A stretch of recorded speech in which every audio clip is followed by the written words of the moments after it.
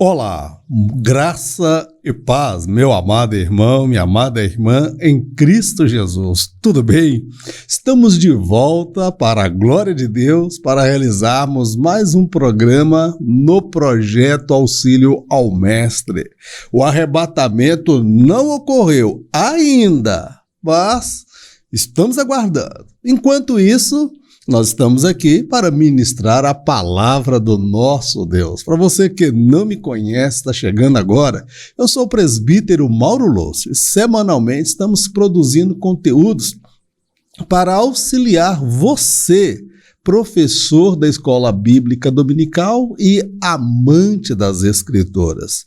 Nesse trimestre, nós estamos estudando o tema proposto pela CPAB, cujo tema é Aviva a tua obra, o chamado das Escrituras ao quebrantamento e ao poder de Deus.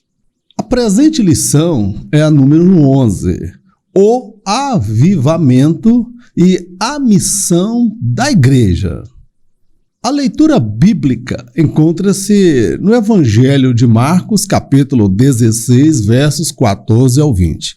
Finalmente apareceu aos 11, estando eles assentados juntamente, e lançou-lhes em rosto a sua incredulidade e dureza de coração, por não haverem crido nos que o tinham visto já ressuscitado. E disse-lhes: Ide por todo o mundo, pregai o evangelho a toda criatura. Quem crer e for batizado será salvo, mas quem não crer será condenado. E estes sinais seguirão os que crerem. Em meu nome expulsarão demônios, falarão novas línguas, pegarão nas serpentes, e se beberem alguma coisa mortífera, não lhes fará dano algum. E imporão as mãos sobre os enfermos e os curarão. Ora, o Senhor, depois de lhes ter falado, foi recebido no céu e assentou-se à direita de Deus. E eles, tendo partido, pregaram por todas as partes, cooperando com eles o Senhor e confirmando a palavra com os sinais que se seguiram. Amém. Na lição de hoje, nós vamos compreender o seguinte, meu amado. A igreja foi delegada a missão de evangelizar as nações, os povos, tribos e línguas. A igreja, ela tem uma tríplice missão. Ela tem uma missão para com Deus, ela tem uma missão para consigo mesmo e ela tem uma missão para com o mundo. A igreja primitiva precisou da experiência pentecostal para alcançar o mundo da sua época. E hoje, mais do que nunca, a igreja atual, do qual nós estamos inseridos, carece de mais um derramamento do poder do alto, uma experiência pentecostal, para mais uma vez impactar o mundo e alcançar as almas para Deus. E eu acredito plenamente que nós somos a última geração de pregadores, porque muito em breve Jesus voltará. É sobre isso que nós vamos falar na presente lição. O avivamento após a ressurreição de Cristo. Nesse ponto aqui, nós vamos falar um pouco do avivamento após a ressurreição de Jesus. Nós precisamos entender que uma coisa é avivamento, irmãos, outra coisa é a experiência pentecostal. São experiências distintas. Após a ressurreição de Jesus, quando ele se apresenta e aparece para os apóstolos, eles passaram ali pelo avivamento, que a fé deles estava apagada, praticamente inativa, inoperante, quase que morta. Mas a visão de Jesus ressurreto, ressuscitado, meu amado, trouxe para eles um novo despertamento, um novo avivamento na fé. E posteriormente é que eles tiveram a experiência pentecostal. Sobre isso que nós vamos falar nesse primeiro tópico. O desânimo dos discípulos. Após a violenta morte sofrida por Jesus, os discípulos se sentiam frustrados e temerosos. Até aquele momento, parecia-lhes ter sido vã toda a dedicação àquela causa, que, segundo pensavam, parecia-lhes não ter dado em nada. Após a morte de Jesus, irmãos, nós precisamos entender que a morte de Jesus, como ela se deu, foi de uma forma violenta, traumática, e os discípulos se sentiram intimidados, coagidos e também amedrontados. Eles estavam sob o domínio do medo. Então havia um sentimento de frustração e um sentimento de temor. Frustração porque até então eles acreditavam que ele era o Cristo, era o Messias, o Filho de Deus, mas no entanto ele havia sido assassinado brutalmente, injustamente, e agora, meu amado, os discípulos estavam com medo que aquilo também sucedesse a eles. Então era um misto de medo e também de frustração, porque eles pararam. Pedro largou a companhia de pesca, João largou a companhia de pesca, Mateus largou, meu irmão, o serviço dele de publicano, seria a Receita Federal. Todos eles largaram alguma coisa e caminharam com Jesus por aproximadamente 3 anos e meio. E até ali, parecia para eles que todo aquele empenho, aquela dedicação, tudo aquilo foi vão, não deu em nada. Agora, o difícil era apagar da memória as experiências que eles tiveram com o sobrenatural. Mas o que nós compreendemos, irmãos? Quando a nossa alma está dominada pelo medo, meu amado, nós não agimos pela razão, nós agimos pela emoção. Então nós vemos aqui o desânimo, a frustração e o medo por parte dos discípulos. E diga de passagem, hoje nós olhamos para a história talvez com um olhar de crítica e de superioridade, mas precisamos lembrar que a vida deles também estava em risco, tá bom, meu amado?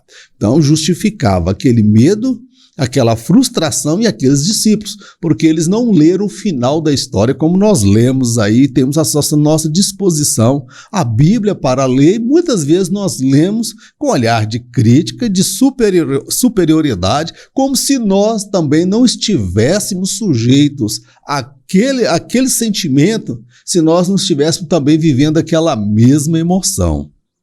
A aparição de Jesus aos discípulos. Os discípulos sofriam com os efeitos da síndrome do pânico. Eles sequer reagiam ante as notícias da ressurreição de Jesus. Por esta razão, Jesus apareceu para eles de forma explícita e até comeu com eles. Nesta ocasião, o objetivo de Jesus, irmãos, era curá-los do medo e lhes restaurar a paz. A aparição de Jesus para os discípulos, irmãos, foi algo assim, pensado, calculado e necessário. Por quê, irmãos? Vamos analisar uma coisa.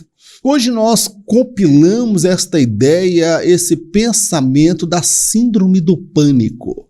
Observa, Jesus, ele era o quê? Ele era como aquela águia que protegia os seus apóstolos, os seus discípulos. Quando alguém vinha questionar por que os apóstolos, os discípulos de João jejuavam e por que os discípulos de Jesus não jejuavam, que era crítica e comparação, Jesus estava ali para defendê-los. Quando surgiu uma situação de um demônio que não queria sair, Jesus estava ali também para defendê-los. Então Jesus representava para eles liderança, referência, autoridade e proteção à presença de Deus. Mas e agora, se ele que era o mestre, ele que era o Cristo, o Filho de Deus, morreu de uma forma tão violenta, tão bárbara, daquela forma, torturado, humilhado, o que não aconteceria então com os discípulos? Então, tenta entender o mundo daquela época. Primeira notícia. O tesoureiro, foi descoberto que o tesoureiro do movimento era ladrão. Depois veio uma outra notícia, o tesoureiro tirou a própria vida. E agora o cabeça do movimento foi assassinado, foi pendurado na cruz, e só pessoas que cometiam crimes graves, crimes terríveis, eram condenadas na cruz. Então ele morreu na cruz como um malfeitor. Junta tudo isso, a pressão popular, a multidão em fúria, crucifica, os discípulos tudo correram. Meu amado, eles estavam dominados pela síndrome do pânico, então eles não conseguiam sequer reagir às boas notícias. A Maria Madalena foi a primeira a testemunhar a ressurreição de Jesus, eles não deram crédito. Os 2 discípulos, também a caminho de Emaús, tiveram experiência com Jesus ressuscitado, falaram para eles, eles também não conseguiam acreditar. Porque as pessoas, quando estão sob o efeito da síndrome do pânico, do medo, do desespero, elas não agem com a razão, elas ouvem, mas não entendem, elas não tomam decisões a partir da razão, das informações que chegam, porque na mente dela, no cérebro dela, na alma, elas estão com a síndrome do medo, do pânico, porque foi traumático para eles perder Jesus como eles haviam perdido. Então, por esta razão, Jesus apareceu para eles de forma explícita. Eles estavam dentro do cenáculo, escondidos até, com medo de vir a público, não pregaram, encerraram a pregação, encerraram o ministério. Jesus apareceu para eles e falou, olha, não é um espírito não, me dá lá comida para mim comer. Se vocês estão desconfiando que é espírito, uma vez que eu vim andando por sobre o mar, vocês acharam que eu era um espírito. Mais uma vez vocês estão achando que eu sou um espírito, e eu não sou o espírito, eu sou Jesus. E ele comeu com eles. Qual era o objetivo de Jesus ali, irmãos? Era curar a alma deles, era curá-los do medo, do pânico, do desespero e a inquietação que eles estavam, a ansiedade. Então o objetivo de Jesus ali era tratar a alma dos seus discípulos, dos seus apóstolos. Eles estavam feridos, eles estavam como criança machucada que talvez levou uma surra, foi atacada por um pitbull e agora precisava do carinho, do afeto do Pai. E Jesus entrou ali justamente com esse objetivo, reavivar a fé deles, e não foi só nesta ocasião. Segundo o relato bíblico, as aparições de Jesus para eles se deu durante um período de 40 dias, tá bom, meu amado? Tudo isso para o quê? Fortalecer a fé deles, reavivar a fé, avivamento, tirar deles o medo e trazer ao coração deles a paz, porque sem paz a gente não consegue pensar, tomar decisões sábias e nem prosseguir com qualquer coisa que nós propomos no nosso coração. Jesus é um psicólogo também, viu, meu querido? Que bênção, glórias a Deus.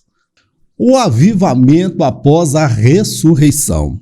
O avivamento dos apóstolos se deu antes do dia de Pentecostes. A presença de Jesus no meio deles avivou-lhes a fé, até então adormecida. No Pentecostes, eles receberam o poder do Espírito, a fim de servirem com mais excelência, fervor e ousadia no Espírito. É como eu tenho dito ao longo da lição, irmãos. A gente precisa saber diferenciar o que é avivamento e o que é experiência pentecostal. Nem todas as histórias de avivamento que o mundo passou foram marcadas pelo derramamento de poder pela experiência pentecostal. Eu já dei isso, por exemplo, na cidade de Nínive. Não houve ali manifestação de dons do Espírito Santo ou poder, mas houve conversão. Então, avivamento é diferente de experiência pentecostal. Então, os apóstolos, eles tiveram a experiência de avivamento após Jesus ter ressuscitado e se apresentado para eles por um período de 40 dias.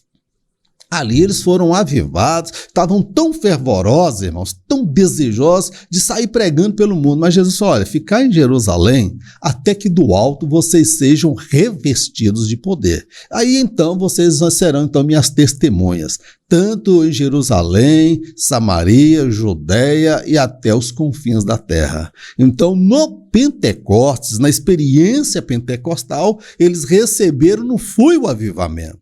Na experiência pentecostal, eles receberam o poder do alto, o poder do Espírito Santo, a fim de servirem com mais excelência, fervor e ousadia no Espírito. É por isso que nós precisamos pontuar. Uma coisa é a experiência de avivamento.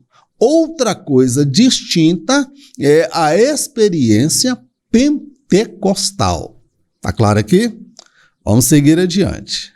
O avivamento na missão da igreja local. O avivamento, irmãos, na missão da igreja local é impressionante. Veja só, o Pentecostes trouxe o quê? Uma proliferação, um crescimento explosivo da igreja.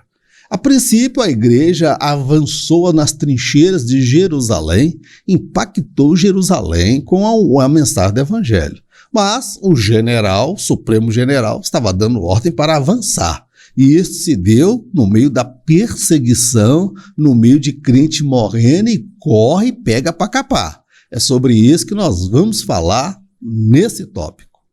O avivamento nas missões locais. Após o revestimento de poder, o Espírito conduziu os discípulos até o campo de batalha. Muitas foram as investidas por parte das trevas, mas, sob o comando do general supremo, o exército cada vez avançava mais. A cada baixa sofrida, o general supremo alistava mais e mais soldados para a guerra. Eita glória de Jeová! Meu amado, os discípulos receberam o revestimento de poder. Quem lembra? Mateus capítulo 4, após receber o Espírito Santo, a plenitude do Espírito, está cheio do Espírito, Jesus é conduzido pelo deserto para o quê? Para o campo de batalha. Ele iria batalhar contra o representante do inferno. E ali era o representante dos homens lutando contra o representante do inferno. Quem venceu? O representante de Deus. Aleluia. Então, quando os apóstolos, os discípulos foram cheios ali do Espírito Santo, receberam também o batismo de poder, o que o discípulo faz? Pega os apóstolos e leva eles para o campo de batalha. Agora vocês vão batalhar, agora vocês vão guerrear com as trevas. Então foram muitas as investidas por parte das trevas. Surgiu até a questão da perseguição. Mataram Tiago, prenderam Pedro para matá-lo no dia seguinte, porque viu que era agradável, estava dando ibope, estava dando curtição e visualização. Mas, sob o comando do general supremo, Deus estava dizendo, falou, olha, vocês conquistaram Jerusalém, mas o que eu disse para vocês, vocês serão minhas testemunhas em Jerusalém, Samaria, Judeia e até os confins da terra. Vocês conquistaram Jerusalém, mas nós vamos conquistar o mundo. Então o que Deus o Senhor fez? O exército tinha que avançar. Falou, pera lá, não estou satisfeito somente com Jerusalém. O evangelho não é somente para judeu, o evangelho também é para o descrente, para o gentio, para os pagãos. Então é para eles que o evangelho precisa ir. E a cada baixa sofrida, quando morre Tiago, ele é decapitado, meu amado. O que acontece?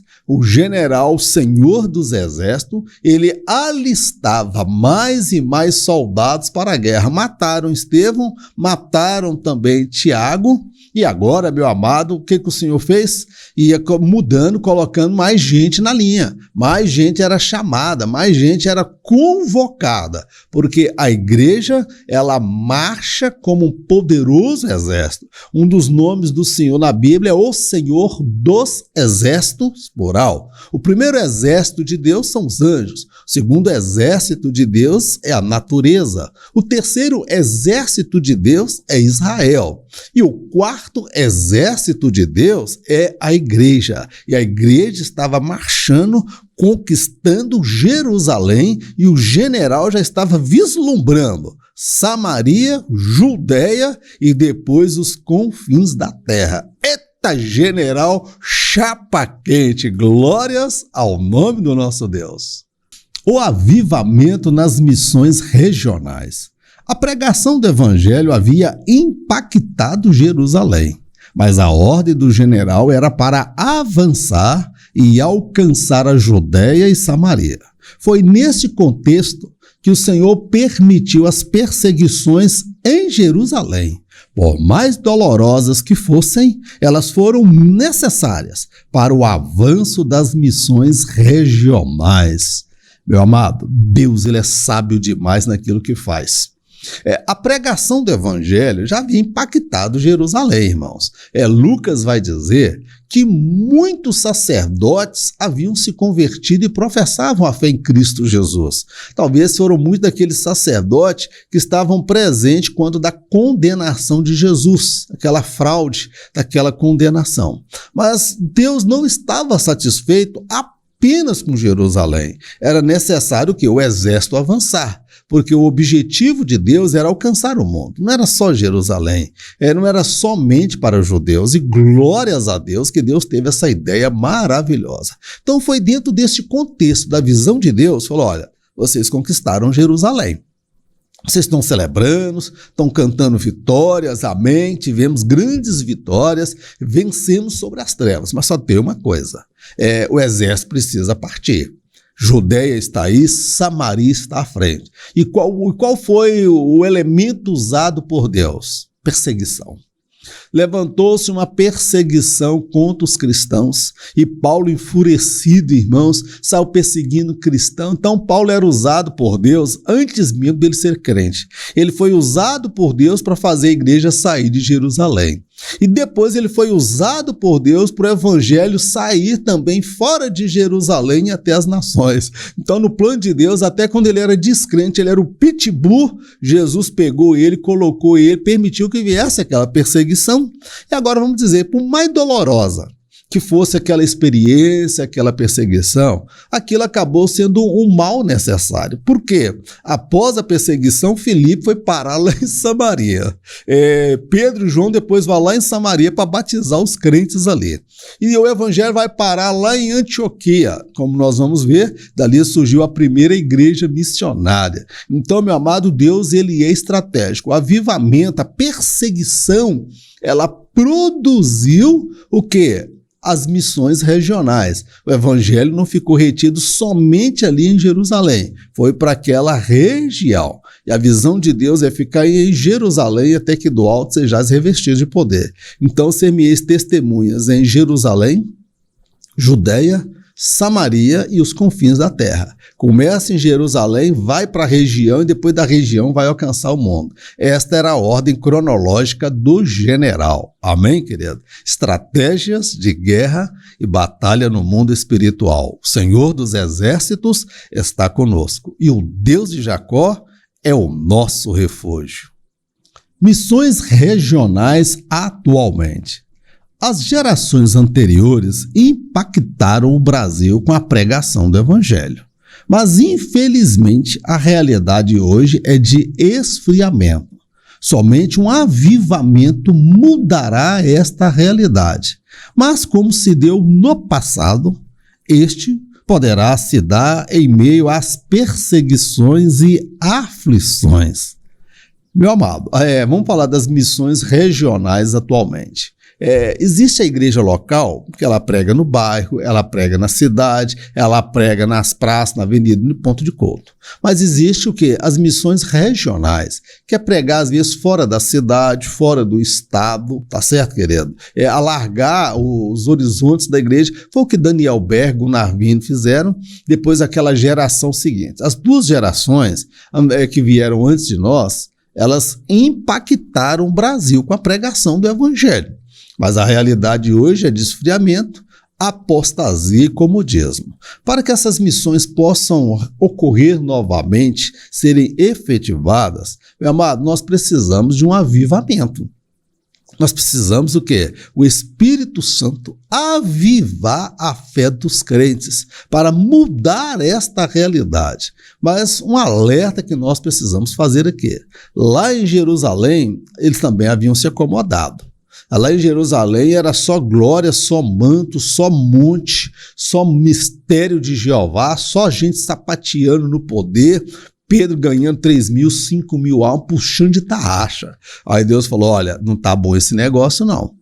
E viu Deus que não era bom. O que Deus fez? Permitiu a perseguição. Meu irmão, que Deus guarde a nação brasileira. Mas quem sabe, o avivamento poderá se dar em meio às perseguições e aflições sofridas pela igreja brasileira. Eu não quero ser aqui profeta do caos. A minha oração e o meu desejo é que este avivamento ele possa ocorrer sem que aconteça essas perseguições, estas aflições sobre a igreja. Mas, se Deus tiver esse propósito de assim fazer, meu amado, vamos enfrentar de cabeça em pé, pregar e anunciar a Cristo em tempo e fora de tempo. O avivamento e as missões transculturais. Desse tópico nós vamos falar um pouco aqui acerca das missões em outras nações, em outros países, tá bom, meu amado?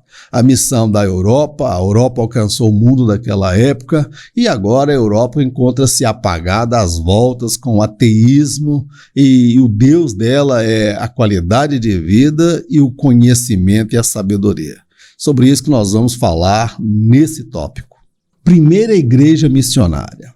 A igreja em Antioquia foi fruto do trabalho de crentes anônimos, isto é, aqueles que fugiram da perseguição.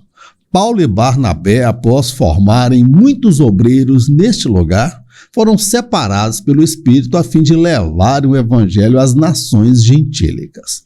A primeira igreja missionária, irmãos, não foi Jerusalém. Na verdade, não foi a igreja em Jerusalém que iniciou o trabalho ali na igreja em Antioquia. Quem iniciou os trabalhos ali foram os crentes que fugiram da perseguição. Lembra que o Supremo General mandou avançar, que não era para ficar só em Jerusalém? Foi exatamente o que aconteceu. Os crentes saíram correndo, fugindo. Filipe foi para Samaria e muitos crentes foram para o lado da Antioquia, por onde iam eles anunciavam a Cristo. E ali forma-se uma igreja forte. Ali é enviado Barnabé, Paulo, ele vai buscar Paulo para somar com ele, e eles ficaram ali um bom período de tempo formando, qualificando novos obreiros. E foi ali que o Espírito Santo diz: separai-me a Paulo e Barnabé para a obra que os tenho chamado. Então Deus se inicia ali. A primeira viagem missionária foi a partir da visão da igreja em Antioquia, tá bem? A visão transcultural, a missão da igreja fora dos domínios vamos dizer, de Jerusalém e evangelizando a Europa, o mundo daquela época, tá bem, meu querido? Foi a partir da igreja em Antioquia e não foi fruto da visão da igreja de Jerusalém. A igreja de Jerusalém reconheceu a legitimidade daquela igreja e enviou um obreiro para lá, que foi Barnabé, que depois ele foi buscar o auxílio de Paulo, tá bom, meu amado? E ali eles foram chamados para a obra missionária. Evangelização e decadência espiritual da Europa. A Europa já foi o epicentro da fé cristã. De lá, muitos missionários foram enviados para vários continentes. Hoje, uma parcela significante desta população afirma não crer na existência de Deus. Eles deixaram de cultuar ao Deus verdadeiro para cultuarem o Deus do conhecimento e a deusa da qualidade de vida. Triste realidade da Europa. Irmão, nós somos devedores à Europa. O mundo é devedor a Israel, Jerusalém, e devedor também à Europa. A Europa já foi o epicentro do cristianismo. Na verdade, o berço, a capital do cristianismo foi transferido para a Europa, para a Itália. Teve lá suas idas e vindas, seus problemas, mas verdade é que a Europa, irmãos, ela evangelizou o mundo daquela época. Foi missionário para a China, foi missionário que foi parar na Índia, missionário que foi para a África, missionário que foi para a América, missionários que vieram para o Brasil. Os jesuítas foram os primeiros a chegar aqui, depois veio a igreja metodista, a igreja presbiterianas, as igrejas batistas. Então, foi todos esses movimentos vindos da Europa, tá bom, meu amado? Agora, hoje, há uma grande parcela da população da Europa, irmãos, afirma não crer na existência de Deus. O ateísmo, a crença na não existência de Deus, meu irmão, está dominando a Europa. E muitos dizem: eu não preciso de Deus, o meu Deus é o meu dinheiro, o meu Deus é aquilo que eu posso comprar, é aquilo que me assegura qualidade de vida e conhecimento. Então a Europa, eles deixaram de cultuar, adorar o Deus verdadeiro para adorar e cultuar o Deus do conhecimento e a deusa da qualidade de vida. São duas coisas pelas quais eles prezam.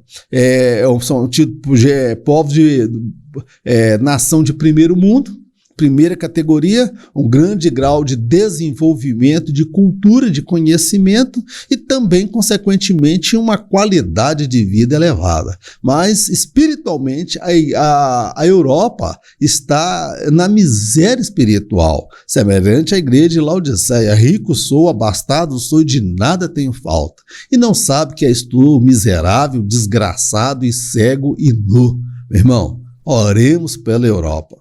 O que está acontecendo lá pode ser também algo que vai acontecer e está acontecendo no nosso meio. Que Deus tenha misericórdia da nossa nação. Clamor pelo avivamento espiritual. É imprescindível o avivamento para que as missões transculturais alcancem povos, nações, tribos e línguas. Caso assim não suceda, vale lembrar que isso não é um impeditivo quanto à volta de Jesus, pois durante a grande tribulação, muitos povos e nações se converterão ao Senhor. Nós precisamos pontuar aqui algumas verdades bíblicas, tá bom, meu amado? O clamor pelo avivamento espiritual é uma demanda, é uma necessidade da igreja. Por quê? A visão missionária, ela se deu a partir do avivamento, lá em Jerusalém. E a história das missões também passa pelo avivamento. Então é imprescindível o avivamento para que essas missões transculturais do Brasil enviar missionários para vários lugares do mundo, principalmente na janela 1040, o mundo muçulmano, o mundo árabe, para pregar ali naquele lugar. Para que a igreja ela possa alcançar povos, nações, tribos e línguas. Agora, a gente precisa ter o pé no chão, irmãos. Veja só, caso isso não aconteça, enquanto o evangelho não chegar nos quatro cantos da terra, Jesus não virá. Então, se a igreja não pregar, Jesus não vem. Então, quer dizer, se a igreja fracassar na missão dela, Jesus também vai fracassar na sua vinda? Claro que não. Caso não aconteça de surgir um grande avivamento com missões transculturais, isso não significa que Jesus não possa vir. Por quê? Porque após o arrebatamento da igreja, haverá salvação, irmãos. Haverá conversão. É por isso que eu sou do postulado que o Espírito Santo ele jamais será retirado da terra. Porque João, lá em Apocalipse, e vi gente de todas as nações, povos, tribos e línguas, com vestes brancas, e de quem são estes, de onde eles vieram, que povo é este? E a voz dizia, esses são aqueles que vieram da grande tribulação e lavaram as suas vestes no sangue do Cordeiro. Então vamos deixar bem claro, nós precisamos de um avivamento espiritual para reacender as missões transculturais que impactaram o mundo. Mas se este avivamento não ocorrer e essas missões transculturais não forem retomadas e avivadas, meu amado, isso não quer dizer que seja um impedimento para a vinda de Jesus, porque após a sua vinda, durante a grande tribulação, haverão 144 mil judeus pregando. 2 testemunhas operando sinais e prodígios e maravilhas, e todos eles pregando abertamente quanto o anticristo. Haverá, sim, muita salvação durante a grande tribulação e muitos se converterão ao Senhor nesse período. Verdade é que será muito mais difícil do que é hoje, que hoje é mamão com açúcar, mas será no meio de muito sofrimento. Mas o importante é que muita gente será salva. Encerramos aqui a nossa ministração, tá bom, meu amado? A minha oração é para que o Espírito Santo venha abrir mais ainda o seu entendimento e abrir a sua mente para você compreender a dimensão desse estudo, desta palavra, tá bom? Vamos orar? Senhor, nós te agradecemos por mais esta oportunidade de estarmos juntos aprendendo a tua palavra. A ti toda honra, toda glória, todo louvor e toda adoração. Meu Deus, aviva a tua obra, aviva a tua igreja, traz no nosso meio um grande despertamento, um grande avivamento para a igreja pregar, evangelizar, para as missões transculturais. Meu Deus, usa-nos nesta geração como um divisor de águas na história deste mundo que nós estamos vivendo. Pai, nós te oramos agradecidos no nome do Senhor Jesus. Amém. Gostaria que você se inscrevesse no canal, deixasse o seu like, deixe aí um breve comentário, isso alegra o coração da gente e compartilhe esse vídeo com seus contatos. E em caso de arrebatamento, eu não estaria aqui para ministrar a próxima lição. Fica triste não. Em caso de arrebatamento, nem eu e nem você estaremos aqui. Eu encontro com você por sobre as nuvens. Fique na paz, Deus te abençoe, em nome de Jesus. Amém. Glórias a Deus.